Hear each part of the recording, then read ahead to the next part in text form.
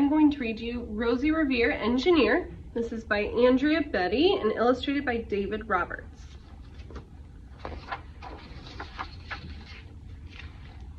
This is a story of Rosie Revere, who dreamed of becoming a great engineer. In Lila Greer's classroom at Blue River Creek, young Rosie sat shyly, not daring to speak.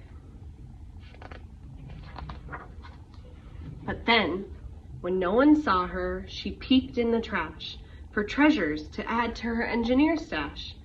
And late at night, Rosie rolled up her sleeves and built in her hideaway under the eaves. Alone in her attic, the moon high above, dear Rosie made gadgets and gizmos she loved. And when she grew sleepy, she hid her machines far under the bed where they'd never be seen. When Rosie was young, she had not been so shy. She worked with her hair swooping over one eye and made fine inventions for uncles and aunts, a hot dog dispenser, and helium pants.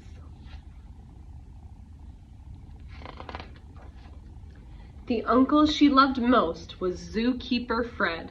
She made him a hat to keep snakes off his head, from parts of a fan and some cheddar cheese spray, which everyone knows keeps the pythons away. And when it was finished, young Rosie was proud. But Fred slapped his knee and chuckled out loud. He laughed till he wheezed and his eyes filled with tears, all to the horror of Rosie Revere, who stood there embarrassed, perplexed, and dismayed. She looked at the cheese hat and then looked away. "I love it!" Fred hooted. Oh, I do!" But Rosie Revere knew that could not be true. She stuck the cheese hat on the back of her shelf, and after that day, kept her dreams to herself. And that's how it went until one autumn day, her oldest relation showed up for a stay. Her great-great-aunt Rose was a true dynamo who worked building airplanes a long time ago. She told Rosie tales of the things she had done and goals she had checked off her list one by one. She gave a sad smile as she looked to the sky. "The only thrill left on my list is to fly. But time never lingers as long as it seems. I'll chalk that one up to an old lady's dreams." That night, as Rosie lay wide-eyed in bed, a daring idea crept into her head. Could she build a gizmo to help her aunt fly? She looked at that cheese hat and said, "No, not I." But questions are tricky and some hold on tight, and this one kept Rosie awake through the night. So when dawn approached and red streaks lit the sky, young Rosie knew just how to make her aunt fly.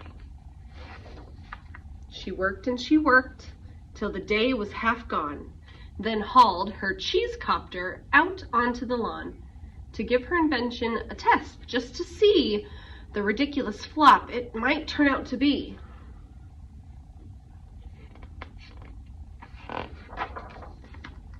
Strapped into the cockpit, she flipped on the switch.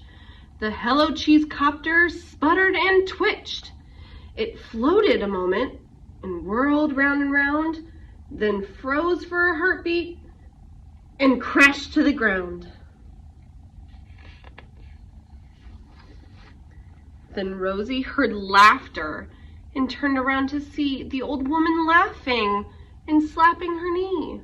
She laughed till she wheezed and her eyes filled with tears, all to the horror of Rosie Revere, who thought, "Oh, no, never, not ever again will I try to build something to sputter or spin, or build with a lever, or switch, or a gear, and I'll never be a great engineer."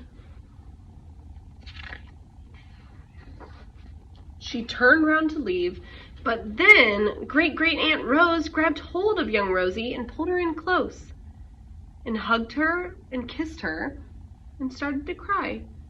"You did it! Hooray! It's the perfect Terrific! First try! This great flop is over. It's time for the next. Young Rosie was baffled, embarrassed, perplexed. I failed, said dear Rosie. It's just made of trash. Didn't you see? The cheese copter crashed. Yes, said her great aunt. It crashed. That is true. But first it did just what it needed to do. Before it crashed, Rosie, before that, it flew. Your brilliant first flop was a raging success. Come on, let's get busy and on to the next. She handed a notebook to Rosie Revere, who smiled at her aunt as it all became clear. Life might have its failures, but this was not it. The only true failure can come if you quit.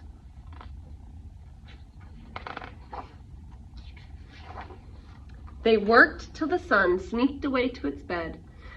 Aunt Rosie tied her headscarf around Rosie's head and sent her to sleep with a smile ear to ear to dream the bold dreams of a great engineer. At Blue River Creek, all the kids in grade 2 build gizmos and gadgets and doohickeys too. With each perfect failure, they all stand and cheer, but none quite as proudly as Rosie Revere. The end. I hope you liked my story about Rosie Revere and the perseverance she had to become a great engineer.